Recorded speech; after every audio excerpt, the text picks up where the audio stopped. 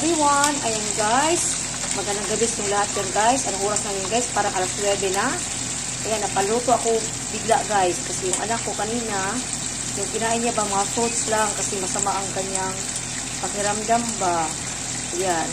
Kaya ngayon sabi niya, magluto daw ako ng chicken, yung anghang na chicken. Kaya ayan guys, nilutuan ko siya para makakain naman siya guys ng rice kasi ang kinain niya kanina guys, yung ano lang, yung barbecue ba, tapos yung fruits.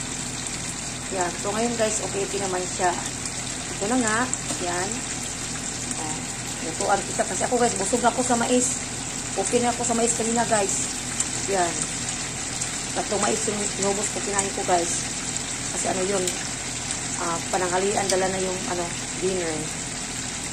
Ayan. Malapit itong maluto guys. Tapos nagsaing naman ako kasi yung kanin babahaw. Sabi ko sa kanya, sana ma-okay na siya kasi may pasok pa bukas. Ayan. Ayan, nagluto ako guys. Namabali ako luto kasi gusto niya kumain ba.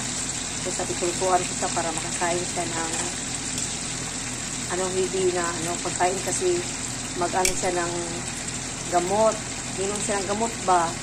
Kaya dapat kakain talaga siya ng rice. Ayan. Napakabango ng guys. Hindi ako nagtimpla nito guys. Bili ko ito doon sa mall, sa grocery.